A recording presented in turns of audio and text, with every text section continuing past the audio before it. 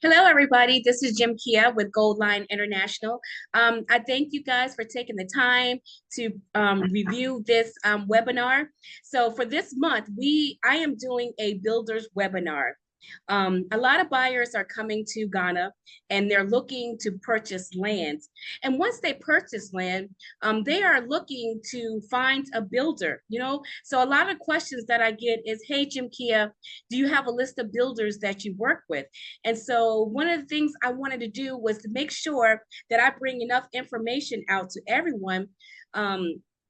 About the different builders in the community, but also builders that build all over Ghana. So, the list of builders that I'm bringing you are going to be builders that can build anywhere in Ghana. They can build in Agenda. So it's just your choice. And I want each builder or developer to talk about their business, how they operate, what they do that sets them apart from other builders, their different building material and pricing.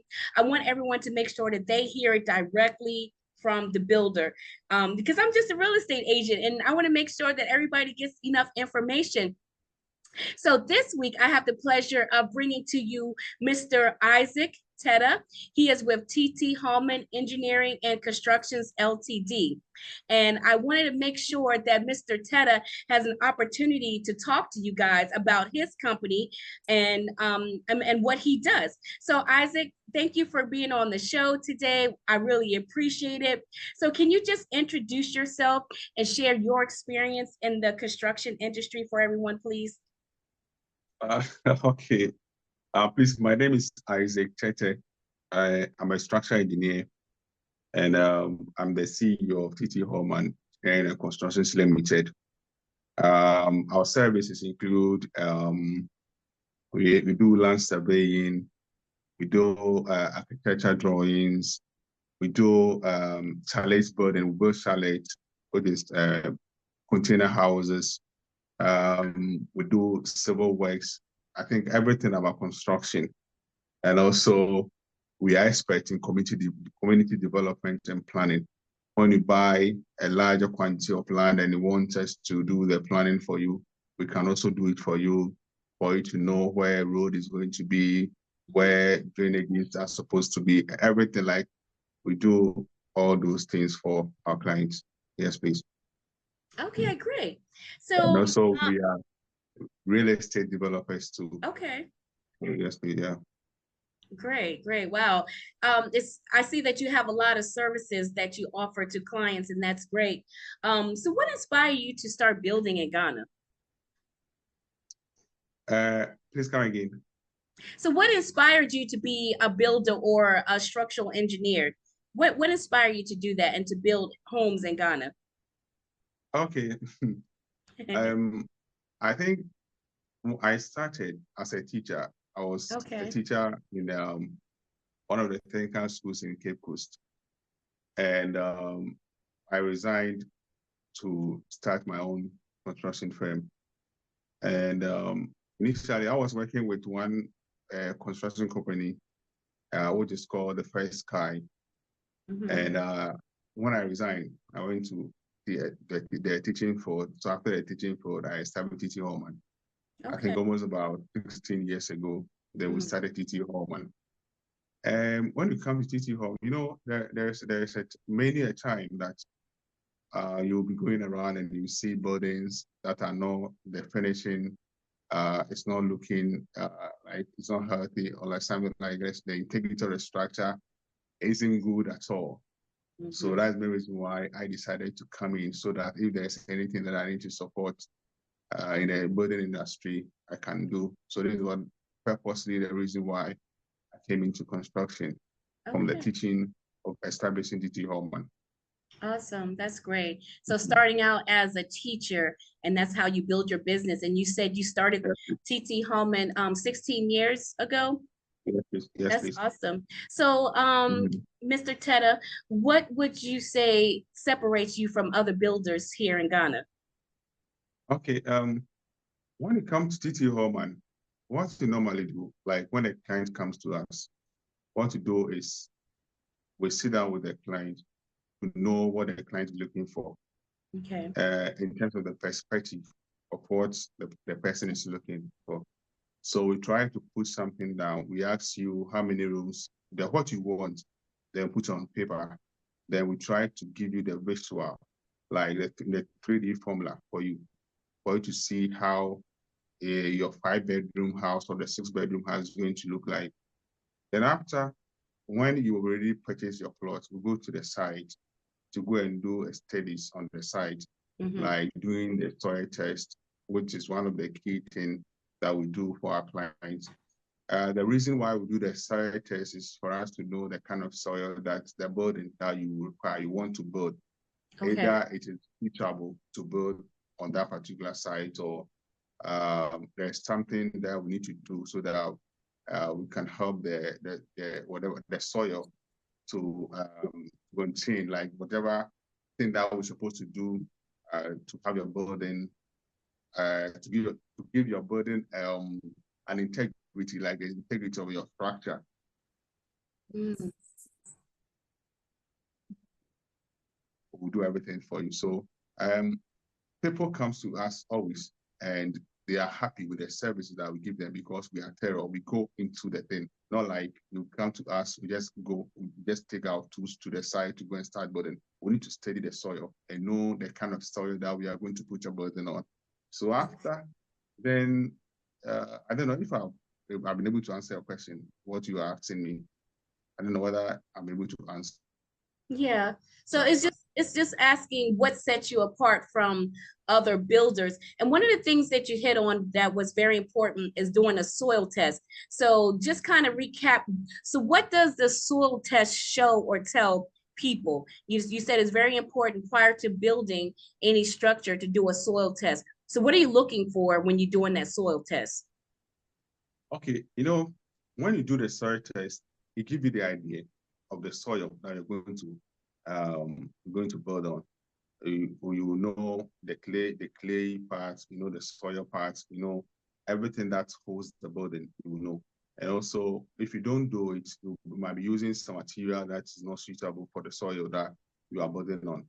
So when you do the soil test, it gives you the idea of what you need to use. And one example is people normally use the improvement, which is the black paint that you usually see on buildings beneath the foundation or the footing. So it is not everywhere that needs that thing. And also, that thing is sparse. It can't hold the building for the lifespan of the building. You understand? It has an expiry date on it. So there are ways that we do to protect the building, which one major part is using the waterproof cement. That's the key thing. When dampness will come to your building, whereby you don't use the quality material or you don't understand the soil that you're going to build on. So these are some of the reasons why we do the soil test, so that we will not be beating about the bush, not knowing what we are doing. At the end of the day, the client will suffer dampness or something that will worry the structure. So I think this is the reason why we do the soil test. And also it gives the strength, it gives the structure strength. For me being a structural engineer, I always, my concern is always giving the clients the structure, the integrity. I always focus on the strength of the structure.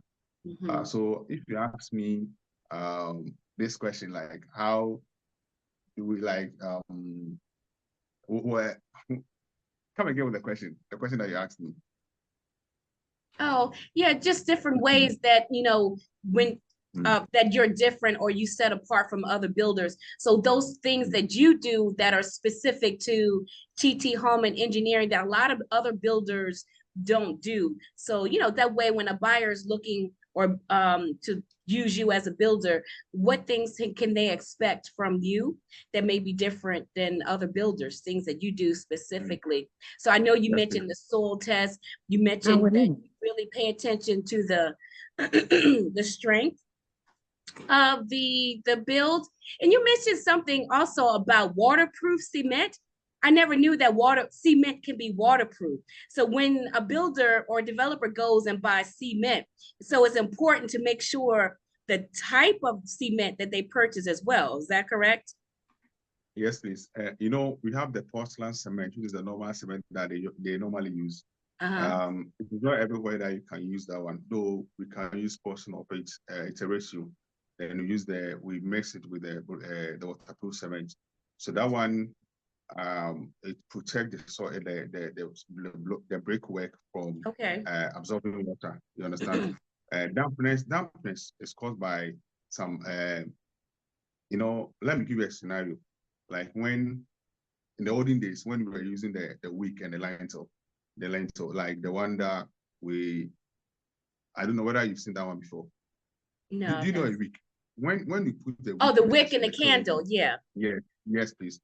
When you put the wick in the kerosene and it's burning, you know, it absorbs the kerosene or the fuel, so that it enables it to burn. That same way when you put the block in the water, and it's not fortified or it's not the quality one, you could see that it will be absorbing the water. So that one, the water stays in the brickwork, then it causes peeling on the blockwork.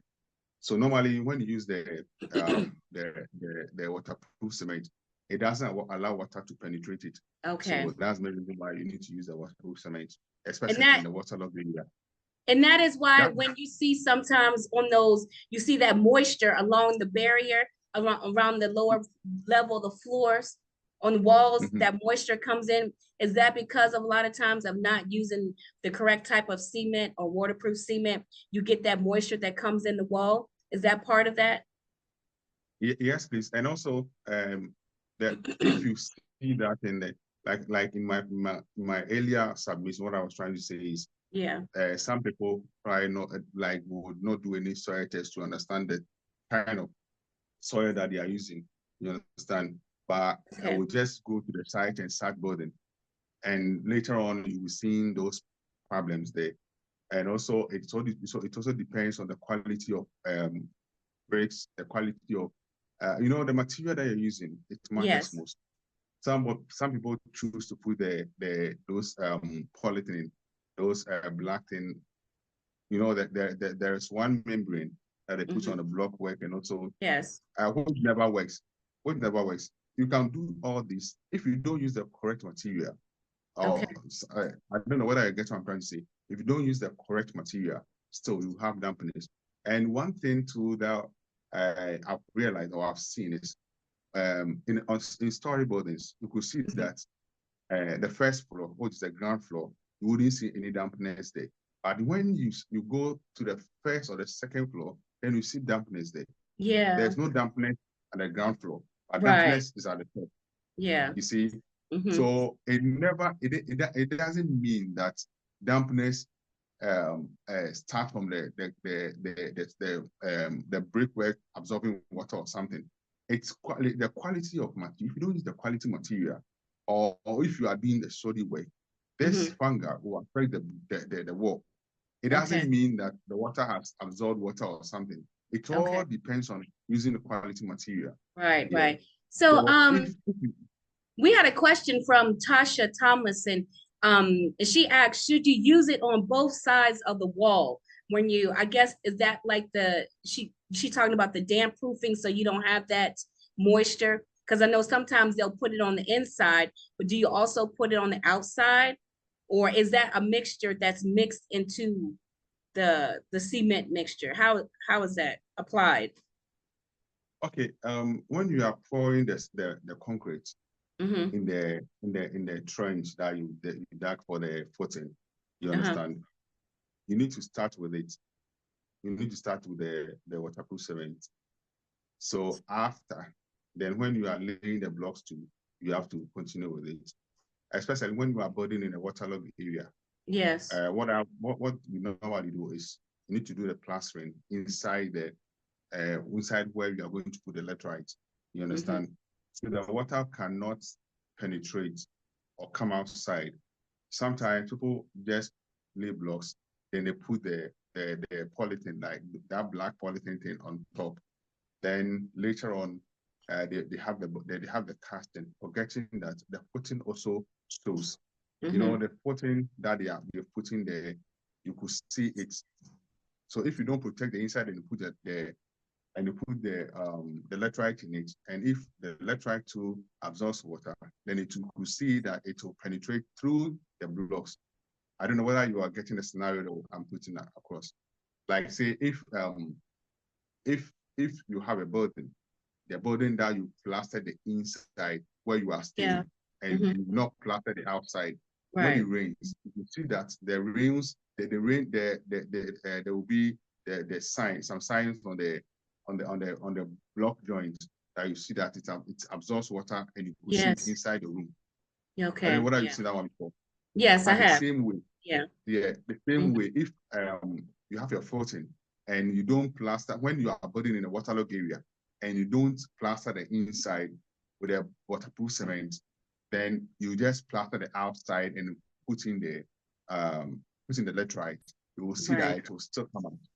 Right. And that's why it's so important that when you're looking for a builder, to make sure that, someone, like you, Mr. Tetteh, can go out, prior to, once you purchase your land, you will go out to that land, like you're going to do the soil test and look at the land, and you'll be able to determine, like, if this is a waterlogged area or if it's not. And then putting all those pieces into place is going to determine how to build that home. So it's very important to doing that initial step, would you not say? And that's part of what you do specifically, is because sometimes people just go, they'll purchase land and the builder come out and they start building. But doing those initial steps, because you're basically building the foundation, and you want to make sure that you have a strong foundation, going back to, like you said, having the correct materials. So when you build, because we know here in Ghana, moisture is a big issue in the home. So, especially when building with concrete, it's important to make sure that like you said, you're using the correct materials, and that you're paying attention, as a builder developer, to making sure of the land and the soil, making sure, how to build the house so that it can be structurally sound. So going to the next questions. So what are the key steps in the home building process in Ghana from start to finish? So for you as a builder, what is your process? As a buyer, say, okay, how do you build? What is that process for you that you would like to let the buyers know? When I began my first submission, I was trying to explain that it all depends on the client, what the client is looking for. Yes. You understand? Some may want to use the brick, which is the big brick, and also some may try to use the sandwich, and some will even use the ramp egg. So it depends on what the client is looking for.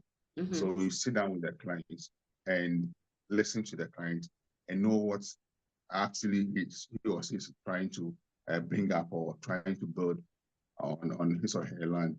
So it all depends on the client. So whatever you come on with, then we, the expert, will try to explain things to you and give you the idea, and whichever way that will make will make your building integrity. You understand? So it all depends on the client, the idea that you bring. That is what will also give us the fair idea of what we need to tell you. So you basically, the first step is starting off with the consultation with that client to make sure, okay, what type of building material do you want to build your house, and getting all that information in place. So once you determine, okay, they want to build a concrete house or a cement block house or whatever material they want to build the house, what's the next step in the process? So after then, like say if we want a concrete, which is the normal brick that we usually see, and we just it all depends on like I said earlier, when you choose the material, we also advise you and we show you how it will be like. So later on, like for you knowing the 3D, the 3D perspective and everything, then we sit down with you to explain things to you for you to know the future of what you are choosing. So I think this is how it goes.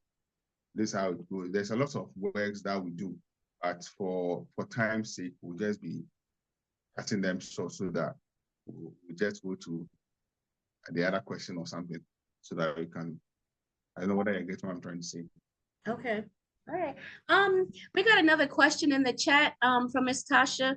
She asks, what ratio to cement and quarry makes a quality block? You know, normally it depends. It depends on the yards, what they normally we know we have the cement, the sand, and also the coarse aggregate, which is the quarry dust. So the sand refers to as goes to the quarry dust, and also you have the cement, and you have the quarry dust, and it's 1:3:6, and it depends on the person who is trying to produce the block. The ones that are using the machine, normally it depends on, they try to produce more, which is 25 per bag, 25 blocks per bag, per one cement bag. They try to produce 25 blocks. So it depends. For instance, I will not advise anyone to use the bricks that is being created by an individual, like those people that use the small molds. But when you purchase from for quality sake, you need to purchase from the quarry, from the block factory, so that the machine compresses the brick to get a strength that you need for the construction. So when it comes to the ratio, it depends. But for us, when it comes to the mixing of the mortar, mixing of the concrete, that we have our own ratio. But for us, you just see the block and you know that this is the quality or it's not a quality. You can't go to the block yard to go and ask them what's the ratio that they use. Some may tell you, some may not. They decide not to tell you. But when you touch the block, you will know whether it's a quality or no. Okay. Good. All right. So, just keeping with the materials. So what type of building materials do you use, and why do you choose those materials? So do you work with specific materials when building, or is it all just based upon the client? Because I know sometimes some builders, they may refuse not to work with certain materials because it may not be good material. It might not be, eco-friendly or things like that. So do you work with specific materials when building? Yes, please. When we are using the waterproof cement doesn't allow water to penetrate, like I said earlier on. So this is one of the major materials that we use. And also when we are building, there's the secret roof. Like I don't know whether you know the secret roof. Do you know? Have you heard of secret roof before? No. The one that doesn't have the ceiling, that the ceiling is inside the parapet. Have you seen that one before? No, I don't think so. Oh, I like the budget, like the Collins building. Oh, okay, yes. Yes, please. Yes. So that's how it is. And the essential, like the reason why we use the waterproof cement is to increase durability. Okay. Waterproofing significantly enhances the durability of the structure. It also reduces the cost of repairs, and also it prevents corrosion and prevents seepage. I don't know whether you know seepage. It prevents dampness and also enhance structural integrity. So that is the major thing that we use, which is the waterproof cement. I don't know whether you get the point that I was trying. I put across. The waterproof cement. So what about the cost? Is there a huge cost difference between like using the regular cement versus the waterproof cement. So is there a big cost difference between the two? Yes, please, but not much. Not Yes, much. please, but not Okay. much. So it's worth it that someone just chooses the waterproof cement over, the regular cement, right? Yes, Okay. please. And Good, good. and like the benefit that I was trying to put across, Uh-huh. one, I'm saying it again. When you use the waterproof cement, it increases durability. You Right. understand? And let me give you a scenario. When I finished university, I was working at a roastabout. I don't know whether you know roastabout. Mm-hmm. Roastabout, you know roastabout. Roastabout is the laborers on a rig, Okay. on an oil rig. So Okay. I was part of them in Takrady that Mm-hmm. was working as a roastabout. And there are some of the rigs that is in the like merged in the water. That water, the sea water is surrounded with the column. I Okay. don't know whether you've seen rigs before Mm-mm. in the sea. It's in the sea In the and it's sea, yeah. surrounded by water. Okay, yeah. It doesn't.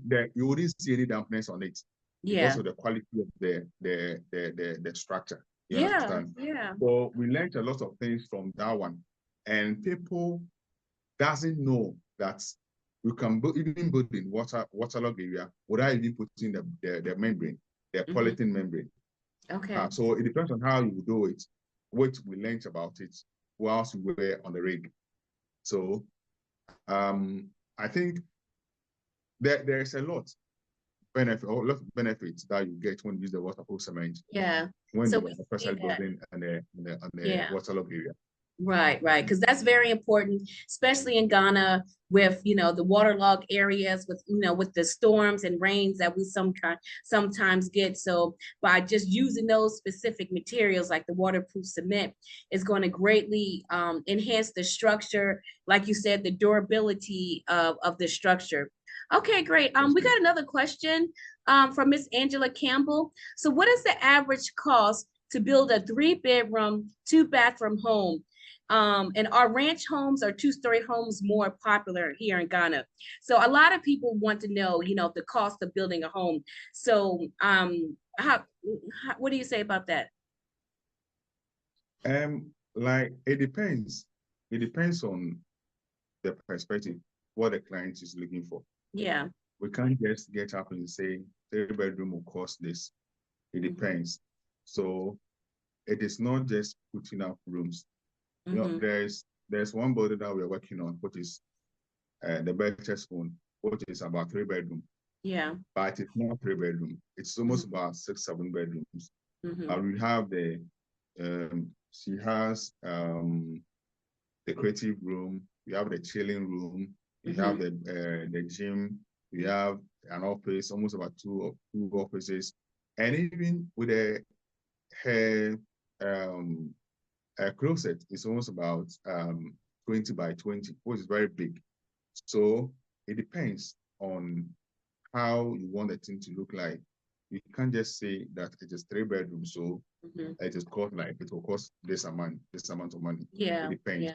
Yeah. So it doesn't necessarily say that 3-bedroom will cost this or that. It Mm-hmm. depends on the perspective, Right. what the client is looking for.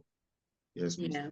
It's just because, like for us coming from the United States, there's always like a price range generally, like, in Ghana or, in the US, you could purchase a 3-bedroom, 2-bath house price anywhere between like 70,000 to 200,000. But then, like you said, it just depends on the style, the structure, the size of the home, and the materials that you use. So for that, you definitely would have to get a consultation because like Angela, every builder is going to give you a different price because they build differently. Then you also got the labor costs and things like that. So but I just know for a lot of times buyers can come and be like, okay, I want to build a $200,000 house. So with that, let's just say, or let's say I got $100,000. Can you build homes based upon people's budget? Like if I had a buyer and I'm like, or me, I say, you know what, I want to build a 3-bedroom home and my budget is only $100,000. Is that something that, you know, you can build? And I mean, is that possible to build in Ghana? Yes, please. We can even build with 50,000 for 3 bedroom, but it depends. It depends on what the person is looking for, and it depends on the land. It depends on whatever that's going to be, like landscaping and all that. So it depends. All depends on one thing. What is the perspective? What the client is looking for. Okay, good. And the other thing she asked, are ranch homes or two-story homes more popular? So you as a builder, what do you see people building more often, one-story or two-story homes? For now, I think most of them is the single story. Single When it comes story? to addendum, yes, please. When it comes to addendum, there are people who have also started building the stories. What is the one that we had for the Collins, and the one that we have for one Mr. Robert Facing, which is even bigger than the Collins own. And also the Birches. The Birches is the single story. And things are happening, like people are trying to put up structures, what is modern structures, which we call the contemporary houses. So this is what is actually going on. Okay. And if I would send you back to explain a bit about, I think we need to have this interview again, because it seems like I'm a bit of a kind of a child. Like I drove from the agenda straight to the office, and it's like I'm a bit of tired. So that's why the explanation is not coming well. So if, let's say, you have the waterproof cement, and if I'm trying to explain, that is the major part of what we've been doing. Our construction, people normally use the polyethylene, the damp-proofing membrane. What is they use the damp-proof, what is the paint that you see, the black thing that you see. And for me, it is not necessary to use that one, because a time comes that if you don't use, let's say, if you don't use the quality block work, or you don't use the quality bricks, you know, when you touch the brick, like you see a brick, when you see a brick, you yourself, when you see a brick, just use your hand to scratch it, you see that it will start breaking. That's not quality. So if you paint on like below standard brick, what's not standard, you could see that it won't hold. When it rains, it will start peeling up, because you didn't use the quality block. So it all depends on using a quality material. It's not like somebody will tell you that no, you have to use the damp-proofing membrane because of dampness, to protect the building from dampness and all that. No, the person needs to know more about the structures, not because somebody is doing it. So you also have to do it at all costs. You have to do more research, do more learning of the structures, the integrity, how you keep the client building so strong. You know, and one thing that we are doing right now is we are building for families. So the family, like building for an individual, you still think that, or she know that that individual is trying to build for the family, which is the younger family coming up.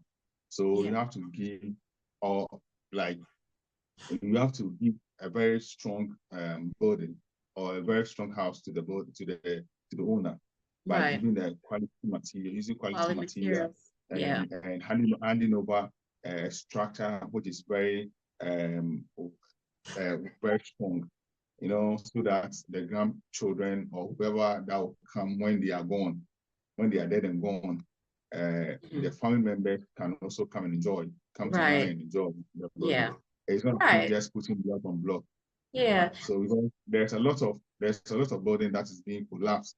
It's collapsing because when they came to Ghana, people would just try to tell you that, oh, I can help you buy land. And later I can also help you to build, because I've been able to help you to get the land. So I can also help you to build. No, all are part of us. And you need to engage the qualified men. And you got to be very Careful, right? We're making sure Yeah, you get a and there are some qualified people builder. who do middlemen. They will take the work and give it to the normal work and the normal masonry workers to work on, which Right. you wouldn't see the star, the finishing. You wouldn't see the quality of what you need, because some of them, like when you come to our side, you could see the quality of work now is being quite carried out. And there are some works that there are certain things that we do that our workers, or what is the mason worker, doesn't know the reason. They know how to do it, because when you give the instruction, you stand there, you let them do whatever they're supposed to do. But they don't know the reason behind doing what you instructed them to do. I don't know whether you're getting me. Yeah. There are certain things that we, the engineers, will tell them, do it this way. But the reason behind it, they don't know. So when they go elsewhere to carry out the same project, because they don't know the reason behind what we told them to do, they will be giving problems Right. to practice. Okay. So it is very good for you to engage engineers, not anybody. You have to Right. engage when the moment to buy your plot, engage an engineer. Yeah. Not And make sure you have an not engineer. so when you come to our office, for me being a structural engineer, we have an architect. We also have geometric engineers, and we also have civil engineers here. So Okay. it is a full skill, like construction firm. We are not just here doing anything anyhow. So that's the reason why you need to So come to all some these form. people, your team, you said the structural engineers, everybody, the architects, Yeah. they're all Yes. within your team. So it's not like you got to contract out to other people. So here in your company, they're all a part of your team, which you manage, which allows you to have a handle on your construction site, knowing the skills and what is going to be, what type of, work that you're going to produce, right? So that's good to know. Okay, good, good. So one of the other questions was, someone asked about the square footage per lot. So it depends on square footage of lot, like 2,500 to 3,000 more popular. So one thing I just want to say, when people come to Ghana to build, people build to their standards. So it's not like how we used to be in the United States. Everybody's buying a house. Oh, this house is plotted at this square feet or this square feet. So it's whatever you want. So if you're interested in building a house that's 2,500 to 3,000 square feet, and that would be a story house, like, would you say like the minimum plots that you would want to build on for that size home will be 4 plots, preferably 6 plots of land, correct? So what is like I would say, what is the proportion to lot in the square footage or the size of the home? Because we know that a 2,500, 3,000 story house is going to use less land than if they were buying a ranch or one level, one story home. So how do you, what would your suggestions be for something like that? The number of plots versus square footage of a house from a 1 story versus a 2 story. Okay, when it comes to the square footage, then building on 2 plots, which is the 80 by 80, or they will give you the 160 by 80. And some people may try to get, it depends on the building will fit on one plot, can fit on one plot, but you wouldn't get the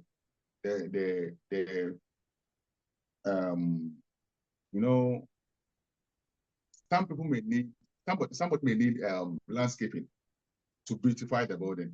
Yeah. Which the building might have taken all the space. So at least you need about 2 or 3 plots so that you can also put in landscaping to beautify the surroundings of the building. So that's how it is. You can build on one plot, which is the 80 by 100 or 80 by 80, but you cannot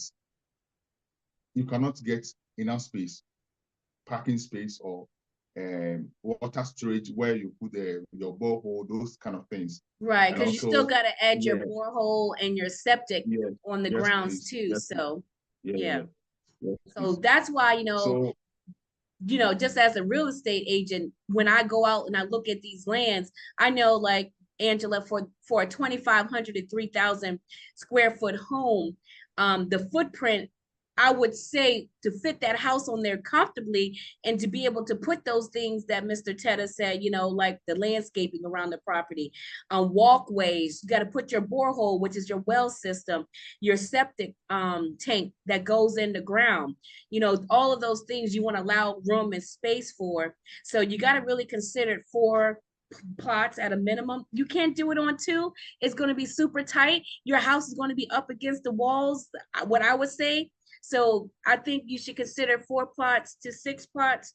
Um, but I think, you know what I'm saying, that's just my preference. So, but one thing Mr. Tetteh does is, you know, he'll go out and look at the lands, and he'll, like you said, you have architects, and you can do these digital designs right on the computer that shows what a model of what that house will look like, and I guess where it will be placed on the land, so people can see the amount of space, you know, from the wall, because you're going to have a wall around your compound. You're going to have a walled compound. So I think in that, and then you can kind of, okay, you know what, I think maybe I only need to do this. Instead of 2,500, I should do 2,000 for the plot of land that I'm on. So is that one of the things that when you do your consultations, you know, you can sit and figure out to make sure that that house, it sits on that land and is proportionate. So because we don't, you know, we didn't come all the way to Ghana, be all cramped up, you know what I'm saying, on a piece of land.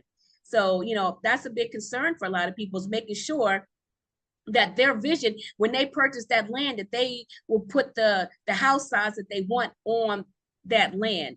So kind of just speak to that a little bit. Yeah.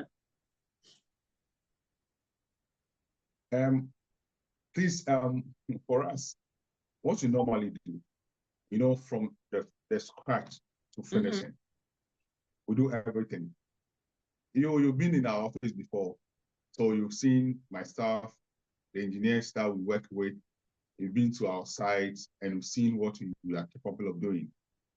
And you know, when it comes to client consultation, when you come here, we don't just we just listen to you.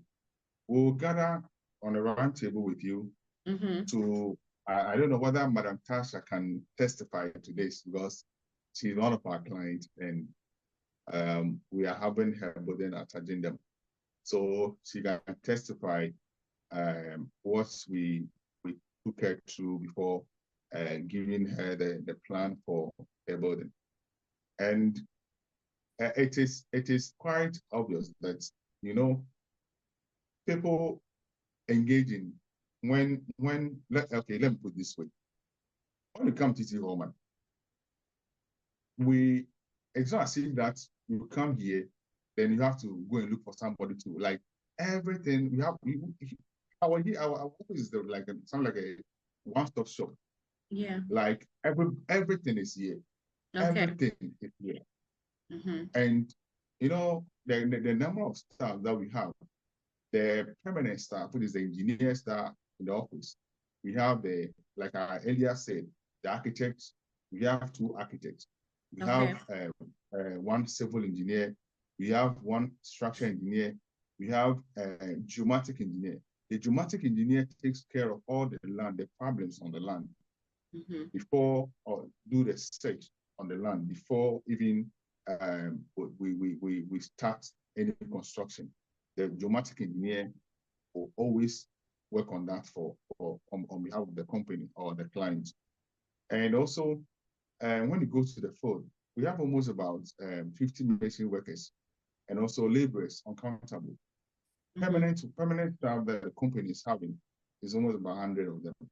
Okay. So we are a big company. We are not just a construction company. We are very well equipped when it comes to the field of work. So no, I think the contractors that are working in agenda, I don't think there are any of them. There is none that is up to our level. Okay. I'm saying it on authority, and I know what I'm trying to say. That is what it is.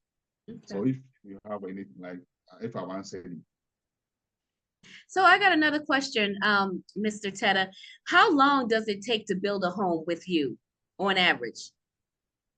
It depends. Like it all depends on the type of structure. And when you want to build something like a normal story, which is the single story, a three Single story. bedroom, Mm-hmm. three bedroom, toilet and bath, like a walking closet, a living room, kitchen, shouldn't take more than between 6 and 8 months. Okay. It shouldn't take more than 8 months. Yeah. You said 8 months? Yes, please. It shouldn't take Okay, more eight than eight months. months. Okay, that's a good question. All right. Another question is, do you offer payment plans or financing options for your clients? Yes, it all depends on the client. What you want to, it depends on the finances. Let's say if the client wants 4 installments or Mm-hmm. 3 installments, we can still do, we have something that we call the scope of work, which you Okay. will see. You pay the first one, you see this, the second one, you see that, the third one, you see that, all to the finishing. So Okay. that's how it is. Yes, please. Okay, that's great. Okay, you know what? I have another question for you. So, you know, because we're speaking to the diaspora a lot, and when we're building in the US, every process or different phases of the build, there is a requirement for inspections to be done and permits. Is that same process here in Ghana? Like during every different phase of the build, does that property have to be inspected by the local governments or anything like that? Or are there any special permits that need to be requested when building here in Ghana? That is how it's supposed to be, but here they don't do. So Hmm. that's the main reason why we need to contact the qualified people to work for you, because um, you after getting your building permit, they are supposed to come and do the checking, Mm-hmm. but they don't do.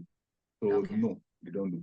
But so that's the reason why you have to come to Tetteh Hallman, because the engineers that will come to the site to come and do the checks, the same engineers are in our office. So there's no need even for them to come, because we are qualified and we know what we are Mm-hmm. looking for. Okay. Yeah, and Okay. also you can also hire your own inspector to come Right. and always, Yes. always do the inspection for you. To do the inspections for So you. Correct. that's how it is. Yeah. And I definitely recommend that, to my clients. I said through these different phases, you can hire an inspector. You can also hire a manager who, manages the bills for you during that time, especially for those who are not here on the ground. So that's something that you can do. But just moving forward, when we're thinking about Ghana and we're thinking about, building, so what I mean, how do you see the future of real estate development here in Ghana? Do you see it continually growing? Some people say, we're going through a fad where everybody's moving to Ghana and everybody's building here. Because when I drive around Ghana, every community, everywhere I go, I'm seeing development here. So, what is your perspective on the development and building here in Ghana? It's superb. It's moving forward very fast, very, Yes. very fast. And to see everywhere that you go. When you went to Adindam, I think we were the first people to start building at Adindam, Uh-huh. the Collins building. But Yes. the moment we got to almost about 70%, there's a lot of people around us. People Mm-hmm. have already come purchasing plots, and you will Yes. see that it's already a community. Mm-hmm. So I think it's very fast, very, very fast growing, especially a town like Adindam, Stable, and those areas. So I have one last question for you before I open it up for anyone else to ask any questions. So what advice do you have for clients or buyers regarding land acquisition before starting construction? What do you Okay, advise everyone to do? what I want everyone to do is, when you want to buy a land, you have to look for the qualified, the trusted people to buy from. Mm-hmm. And also, like when um you go to a family or the chiefs to purchase a land, what you need to do is what they will do is to give you a site plan to go and do a search to know whether the land belongs to them or not. Sometimes what they do is they will give you a site plan, like say if they will send you to a place that they will know that you will like, you will be interested in buying. But the site plan that they will give you, it is not the area, it's not the site that it showed you. So what will happen is you go and do the search and you could see that everything is in place, it's in their name. So the moment you pay and you start working on the land, somebody may come claiming ownership. Then they will pretend as if they don't know by telling you that, oh, why we did a search and the thing was in our name. So why now? Why is it that the person is trying to worry you?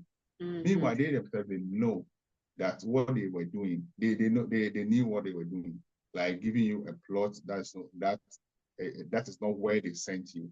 Yes. So what you need to do, when you want to purchase a land here in Ghana, you need to get a qualified person like you, like you, and because you work with the qualified people like the Tetteh Hallman. We have our surveyors here. Anytime you need to purchase a land, yes, we just go to the land to go and do whatever studies you're supposed to do. And the first thing that you're supposed to do is to go to the site and do the picking of the coordinates. Okay. The coordinates will help you to generate the site plan of the area of the land that they showed you. Right. Never based on the site plan that the family will give you. Exactly. Never based on that. Right. Because if it's based on the site plan that the family will give you, you might be buying a problematic land because where they will send you probably may not be where you are purchasing or you are paying for. Right. So you need to engage a qualified surveyor to help you to do the check, to do the picking, to generate your own site plan, so that you can send the site plan to the Lands Commission to go and verify whether it belongs to them, but never based on or believe them by taking their own site plan to go and do the search.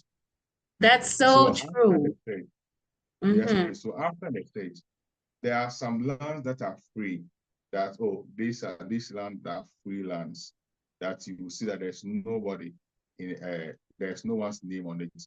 That they will say the site is not a state land. The site does not fall into any transaction.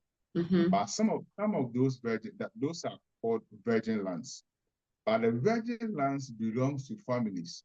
You understand? Yeah. Somebody may go to a land and pick a portion of the land to go and do a search.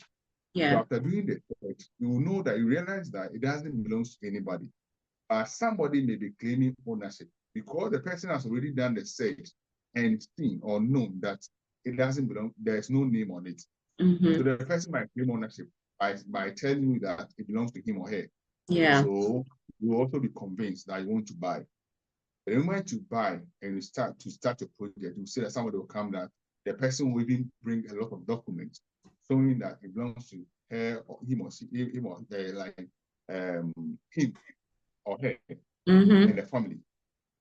You see, so you need to do a thorough search, which sometimes you need to contact the family or the people around, staying around the land where the land is situated, so that you'll be getting first-hand information. The moment it happens that there's no transaction, you always have to go to the site and be talking and making an inquiry from people who stays around. They can give you the history of the land. If Lands Commission is not being able to tell you the owners, because sometimes when our forefathers, when they purchased land, they weren't able to do the registration, or they weren't able to do the declaration. Yeah. So that's the reason why you see that the land is there without any name. Right. No registration, no name. You do your checks very, very, very well. Yes. So that is so true. Somebody may dupe you because when you went to the Lands Commission, there wasn't any name there. So the person will try to convince you that it belongs to them, it belongs to their family, it belongs to their opinion. which is not true. So always need to be you need to do diligence before you venture into any. It just goes back to everything that I say is, you know, as a professional, you should always hire a professional to do those things, especially here in Ghana. We're in a foreign country where we know that, you know, 70% of the land is in litigation because people aren't doing their due diligence. They're not doing checks. So when you hire someone like me, who hires someone like you to go out to do the survey, to get a new site plan, this, you know, allows you to purchase land without, you know, having, you know, to deal with issues of litigation or someone owning that land, having incorrect site plans. You should never just go off of a site plan that someone gives you. It could be just something that you can see, but always, you know, hire a surveyor to go out, like you said, get those coordinates and verify everything. That will save you money. It will save you time, because if you skip those steps, it's going to cost you more money. You're going to find yourself in court. You're going to find yourself spending way more money. So that is very important, you know, and you as a builder, developer, you offer these services. So, I mean, I've used you, so I know that you do this and you're very professional and you've helped the client out do these things. So, you know, that's a very good point. Before we get off, does anyone else have any other questions they'd like to ask Mr. Tetteh? You can take yourself off of mute, or you can put it in the chat. So if not, Mr. Tetteh, just what's one last thing that you want to let everyone know about Tetteh Hallman Engineering and Construction Company, so that they can look to you as a premier builder here in Ghana?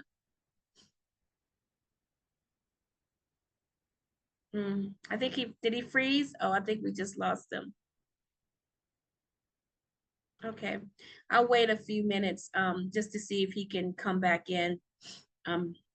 His connection, we just lost him for a little bit. Can you guys still hear me? Okay. Yes. Okay, good. Thank you. Okay. But do you guys have any questions as far as real estate while we're on here? Maybe Mr. Tetteh will be able to join us again, but it's been almost an hour, so yeah. But I really appreciate you guys being on here today. I really appreciate all the questions that you asked, and I hope we was able to bring you value today. Just a little reminder, I'm Jim Kia Fierro with Goldline International. I'm a real estate agent here. I did real estate in the United States as an agent for 14 years. I'm with eXp Realty. I still have an active real estate license, which allows me to do and to sell real estate here in Ghana. So that's very important to, when you vetting people and looking for people to work with, make sure you search for people who have track records, who is selling land, that's doing business out here. Okay, here we go. He's back. Uh-oh, you're sideways. Well, before we close out, Isaac, we just wanted to give you the floor. So what one thing or something that you want everyone to remember you by, so they can think, when they're thinking of a builder, they think of, you know, Tetteh Hallman Engineering and Construction. Okay, you know, like I was trying to explain certain things about when you want to purchase. Let me read something like what you normally see when you go to a lands commission to do. Was it from my side when it went off? Is it from my side or? Are you there? You froze again. Yes. Oh, you here? Okay, okay. Please ask. I was asking whether it's from my side when it went off. On your side? Okay. Yeah, I was just saying, you can finish out what you were talking and then just kind of close out, like, what do you want people to know about your company? Okay. So what's happening is, you know, when you go to the lands commission, okay, the lands commission will give you something like this, the search. Yes, the letter, search You letter. understand? So that one will be like, it will tell you the site is not a state land. I don't know if you can see it. Yeah, it'll have that stamp and it'll tell you, yes. what type of Yeah, land it that's the is. land commission. That's the land commission side stamp. Yes. So this one will give you the site is not a state land. When the site, then when there is a deed on it or there is a declaration, the site, the land commission will tell you that the site falls within a deed of variation dated 6 April 1990, something like this, 1994, between Mercy Christian on one part and Joseph Bookman Emisa and Mrs. Evelyn Bookman Emisa on one part. That is when you know that it belongs to this Madam Bookman or her husband. Right. And when it happens, like the site is a state, it's not a state land, and there's no transaction on it. No transactions, right? You should know that there can be a problem because somebody will send you to the site to go and tell you that it belongs to me. So when you go to the site and you realize that there's no transaction on it, that is when the person will try to dupe you because probably there's no transaction on it. So the moment you see this, you have to seek advice from the people around, right, who are staying close to where you want to purchase. Yeah. They will be the right people to tell you the truth. Yeah. Because you can't base on your the seller, the one who is selling. Yes. You can't believe the person.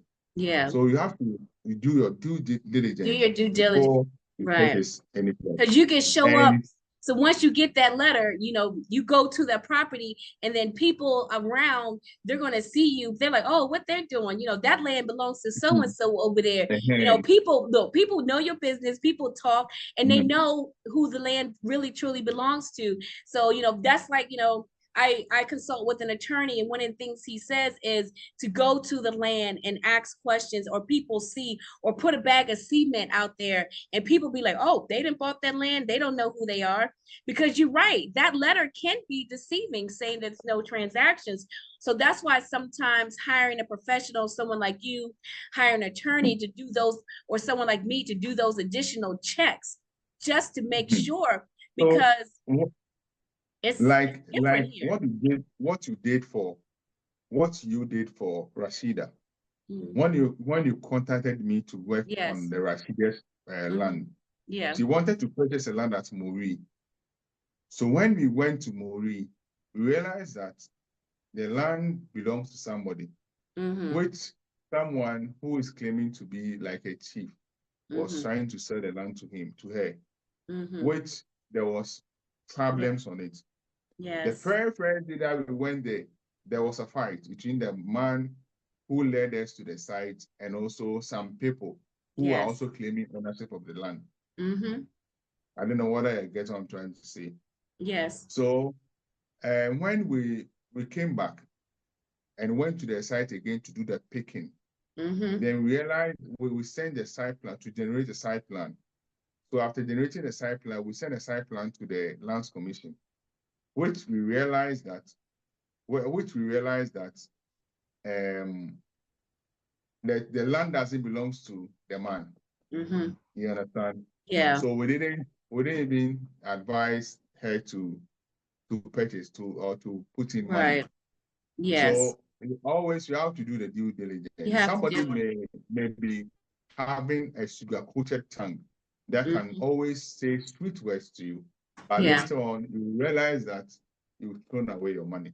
Right. Yeah. Yeah. So you have to do your due diligence when you're purchasing your land, so that way that you can have a good, peace of mind that now it's time to build my house and I'm not going to have any issues. So we really appreciate you taking the time to join us today. I know it's late, but I wanted to make sure that, we were able to get on, and for the people, that are in the US, Canada, or the UK, wherever they are, that they have an opportunity to see this. I appreciate the people that were on here today.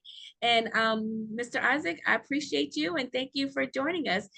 So let's thank Mr. Isaac Tetteh with Tetteh Hallman Engineering and Constructions Ltd. All right. Well, thank you, sir. So, one last word. My last word is, you need to come to, when you want to build in Ghana, do not base on people's word, like, oh, I can build for you. Yes. If the person doesn't know anything about building, all that they know is putting up, oh, we can convince, they can convince you that they can build your house for you. Which they can. And they'll also be hiring masonry workers to go and work on the building. Yeah. So if you are somebody that thinks or cares about the integrity of your structure, you need to engage an engineer, and which we have in our disposal in this office. Tetteh Hallman Engineering Consultancy Limited. We are here to help our clients, not like just putting out, if you need something that you're living to be comfortable, right, you have to contact Tetteh Hallman. If you want, structures, the strength of structures starts from the big foundation. So, and also the finishing same starts from the foundation. Right. If you don't get the foundation right, you might be losing a lot of things. You might be losing a lot of like the strength of the structure. Yeah. So you have to always contact an engineer to work on a building. Not somebody may help you to to buy a plot, or somebody may be familiar with you, or you know him or her, which necessarily doesn't mean that the person can also help you build. Looking at, they sometimes will be there and thinking that, oh, because I've been seeing people building, so I can also supervise. The person can also say that, oh, he or she can also supervise. Right. Which the person doesn't know anything about structures. Structure, which will give you problem in the future. So always you have to contact people who knows how to build, people who understands building, people who understand structures, people who always give good finishing. What is Tetteh Hallman? Yeah. So please, if you want to build a house in Ghana, contact Tetteh Hallman. Not everybody that can help you build. Right. Some people might take your money and will never develop will never deliver what you want or what you paid for. So please contact us for us to do an expert to work for you. Thank you very much. Thank you. I appreciate it. All right. Well, we thank you for having us, for coming on tonight. All right. We'll see you at the next webinar, everybody. Good night. Thank you, Mr. Hallman. Tetteh. Okay. Isaac.